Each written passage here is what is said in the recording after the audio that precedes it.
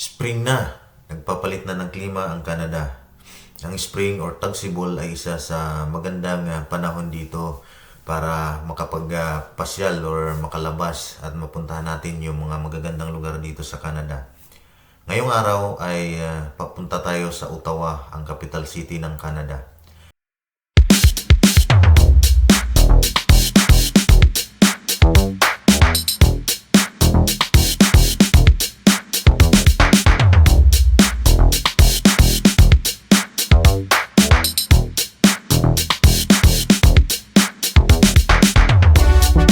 At pagkalipas nga ng 3 oras nating biyahe magmula sa Trois-Rivières hanggang dito sa Ottawa ay narating na rin natin ang lugar na ating pinupuntahan. Of course, siyempre maghanap tayo ng ating parking area para maayos na pagkaplastada yung ating sasakyan bago tayo magpasyal. At pagkatapos nga ng mga ilang minuto at natapos nating bayaran nating parking ay pumunta naman agad tayo dito sa paligid ng Notre Dame. Ating tinitingnan dito at hanggang marating natin dito ang harapan ng Notre Dame at tayo naman ay namangha sa ating nakita.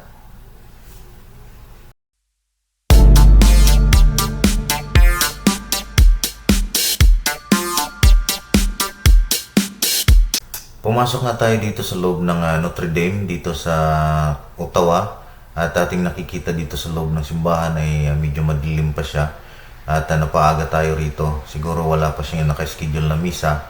So ating makikita ay bakante pa halos lahat ng mga upuan dito. At tayo ay namangha dito sa lawak ng simbahan sa loob ng Notre Dame na ito. So ating curious nating ginagalugan ang paligid hanggat sa mag-decide tayong pumunta muna dito sa may basement. At tinitingnan natin kung ano yung nasa loob nitong basement ng Notre Dame.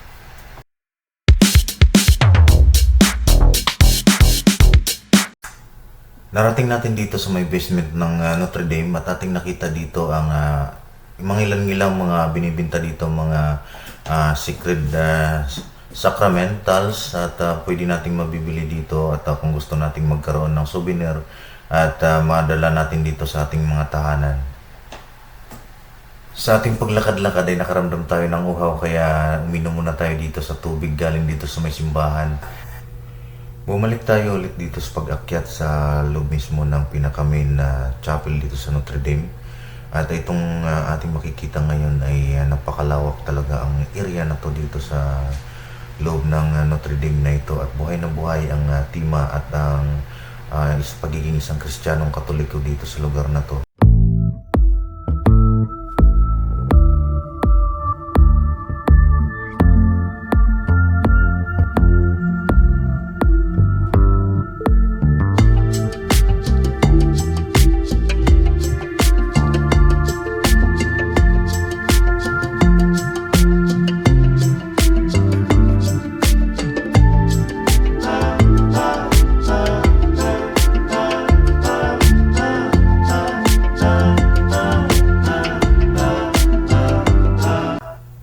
Pagkatapos doon sa katedral ay lumipat kami ng ibang lugar at mag-explore ulit tayo dito sa kabilang kanto na kung saan ay ating matatagpuan itong malaking gagamba at na-curious tayo at nilapitan namin ito at inalam kung anong meron dito. So may mga tao dito nagpunta at dumadayo at nagpa-picture lang dito sa may malaking gagamba na to. At hindi natin alam kung anong history nito, bakit nandito ito. At tinalang iginayugad at tinignan ng malayuan ang Notre Dame nating pinanggalingan.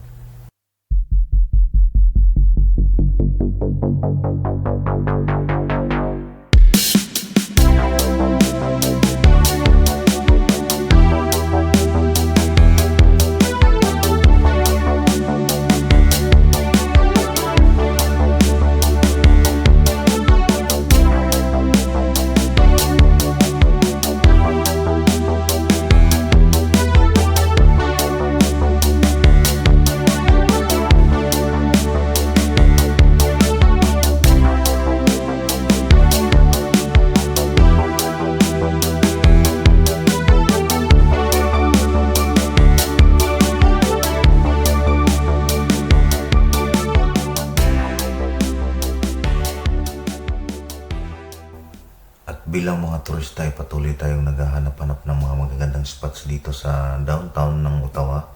hanggang sa marating natin itong mga kabilang kanto na ito. At dito natin nakikita ang magandang alaala sa kanilang lugar dito noong unang panahon.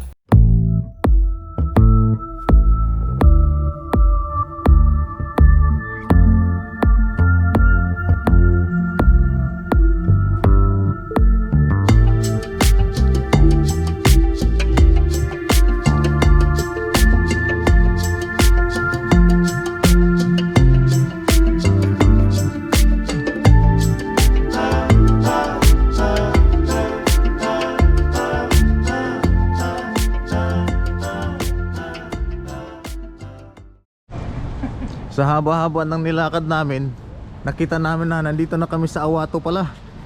Sa Awato ngayon, oh. Ayun. Guys, Nasa Awato kami ngayon. baka may makakatulong sa amin makahanap yung tao. Oo. Nandito na sana na kami, kaya lang akala namin ito na. Awato naman. Ayun, oh. Awatong-awato talaga. Tapos nung lumipat ako sa harapan, ito pala talaga ang original Ottawa.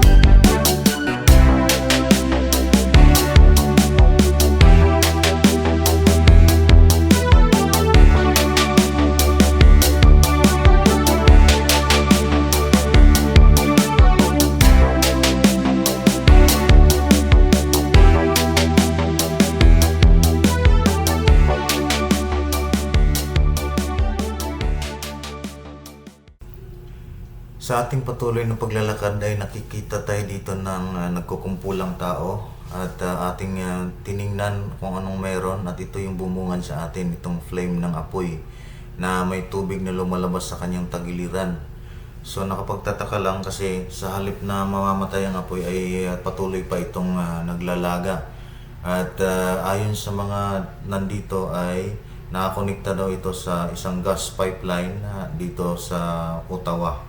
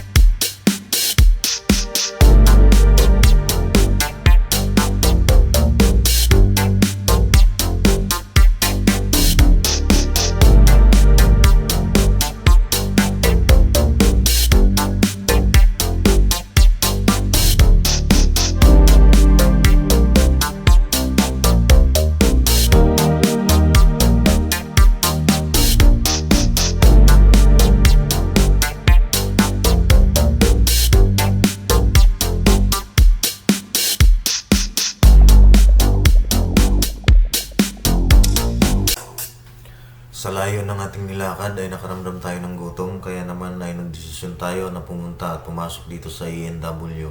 Umorder muna tayo rito para pampawi ng gutom. At ito pala yung pagkain na aking in-order. Ito yung Canadian recipe na madalas ang kinakain dito. So para makapag-recharge tayo at magkaroon ng energy ulit para sa mahaba-habang lakaran pa mamaya.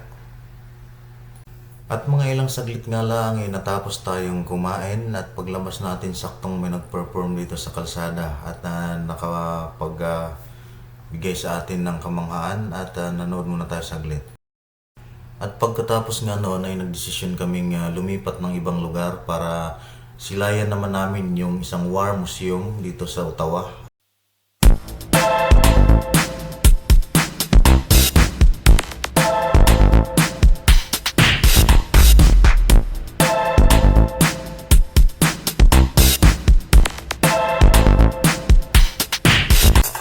At mga ilang saglit pa nga lang ay narating na namin ito dito sa War Museum dito sa Ottawa. At buong akala namin ay walang entrance fee. So nung pagdating namin doon sa loob ay meron pala. May kaya naman kaming bumili doon na sa entrance fee, kaya lang yung oras ang inaalala namin dahil dumating kami dito ng 4 o'clock at magsasarado siya ng 5 o'clock. So isang oras na lang ang aming mapakinabangan doon sa $21 per head na entrance fee. So nag-decide kaming wag na lang tumuloy sa loob ng War Museum at doon sa likuran pala dito sa building na ito ay mayroong magandang spots na kung saan ay mayroong dam dito na nagsusupply ng kuryente dito sa buong Ottawa. Kaya ito na lang ang aming in-explore at pinupuntahan.